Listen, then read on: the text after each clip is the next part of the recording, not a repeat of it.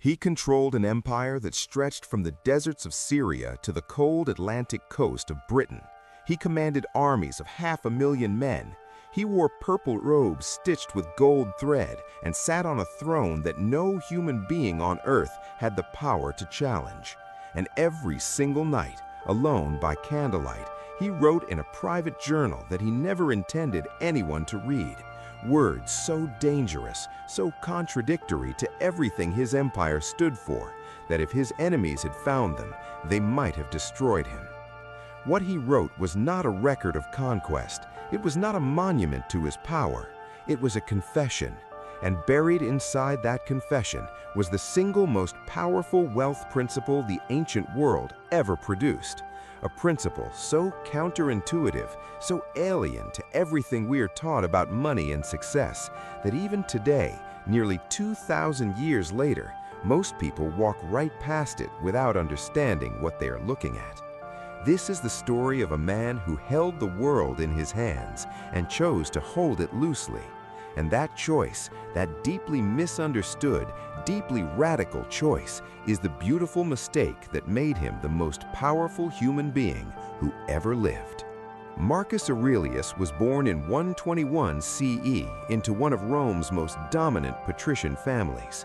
His paternal grandfather served as consul twice. His maternal grandmother was the heiress to one of the most massive Roman fortunes in existence. From the moment he drew breath, Marcus Aurelius was surrounded by wealth so immense it had no practical ceiling. He did not need to earn money. He did not need to impress anyone. The empire was going to come to him regardless of what he did or who he became. By all conventional logic, this should have produced a monster. History is littered with the wreckage of men born into absolute power. They become paranoid, they become cruel, they become hollow. Marcus became something else entirely. From the exceptionally young age of 12, Marcus began studying philosophy and soon dedicated himself completely to Stoicism.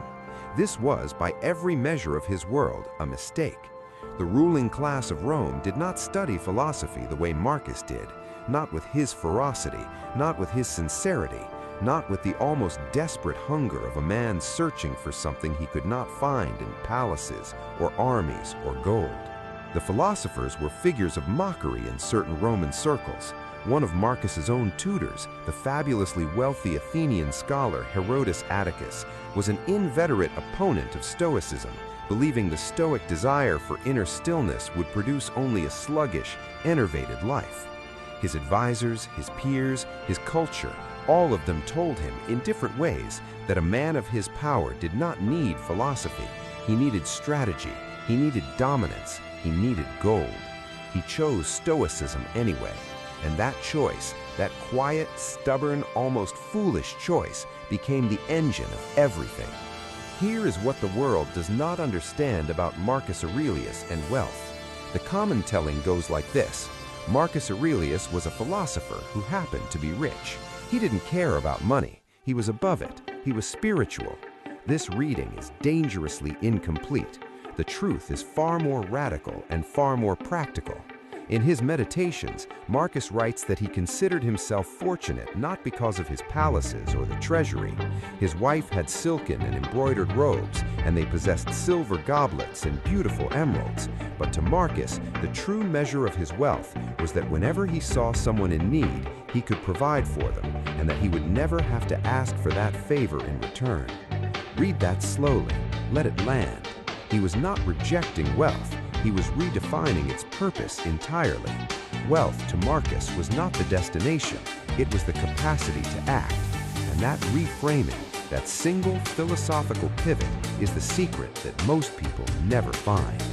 He had access to unlimited wealth, yet he wrote in his private journal about the emptiness of pursuing material possessions for their own sake. He understood that chasing money as an end produces an insatiable hunger that can never be satisfied. Modern behavioral economists have a name for this now. They call it the hedonic treadmill, the psychological phenomenon where every new acquisition briefly satisfies before the appetite renews itself, hungry for more. Marcus was describing this trap 18 centuries before science confirmed it, and he had found the exit. The exit was not poverty. It was not renunciation. Stoics insist that anyone dedicated to philosophy can be wealthy, powerful, and live in luxury without being corrupted. You can live with virtue in a palace, and therefore you can be happy in a palace. This is the paradox at the heart of Marcus Aurelius' life. He used his wealth as fuel for virtue, and virtue in turn generated more lasting power than any amount of gold ever could. If what you are hearing right now is shifting something in the way you think about wealth and purpose, you are exactly where you are supposed to be. Subscribe to Beautiful Mistakes HQ and hit the notification bell, because every week we uncover the hidden stories behind the accidents, the failures, and the forgotten ideas that quietly change the world. The next one might change yours. Look at the wealthiest people in the modern world through this lens, and a pattern emerges that is almost impossible to ignore. Warren Buffett, who spent decades quietly compounding interest in Omaha, Nebraska, famously still lives in the same house he bought in 1958 for $31,000. He was not displaying money, he was deploying it. Jeff Bezos, in the early years of Amazon, worked at a door on sawhorses and spoke obsessively not about profit, but about long-term value, the Stoic concept of planting trees under whose shade you will never sit.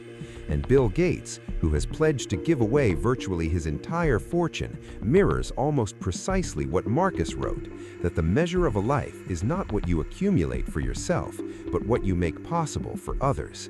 These men may have never read a page of Meditations, but they stumbled into the same principle that Marcus Aurelius discovered by the light of a Roman candle, alone in his tent on the eve of a German campaign, that the obsessive accumulation of wealth for its own sake is a trap, and that the most powerful position a human being can occupy is the one where wealth serves a purpose larger than the self.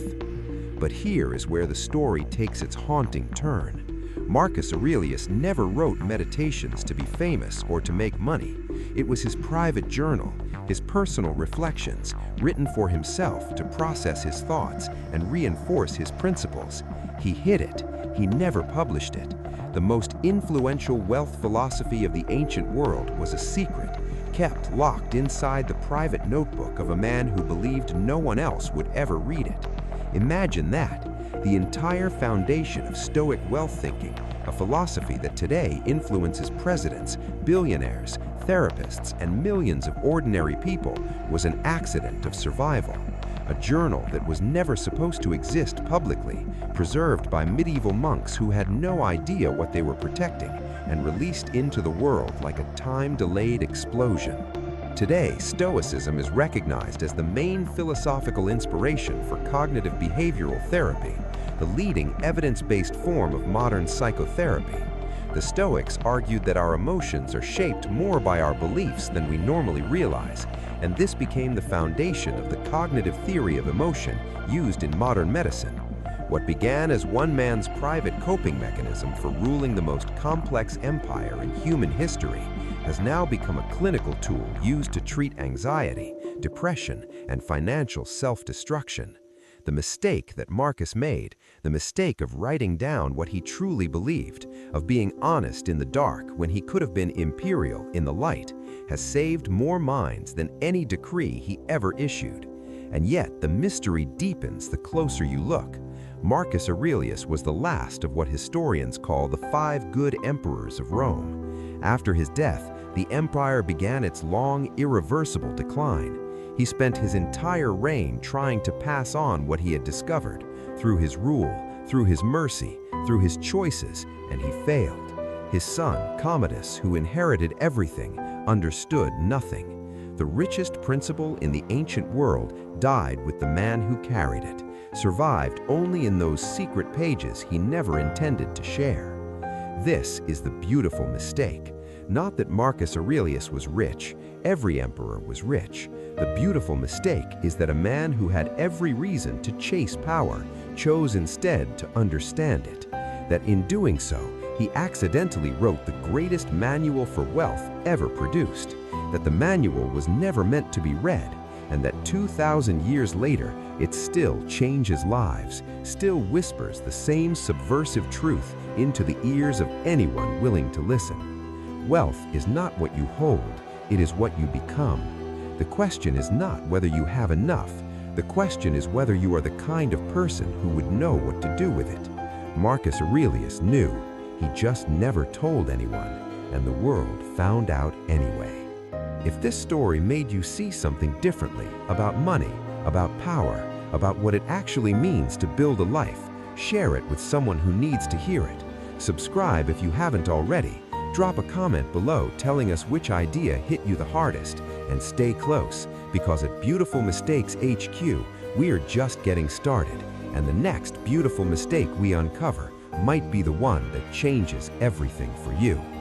Every great discovery was once a mistake. Every great fortune hides a secret. Beautiful Mistakes HQ tells both stories.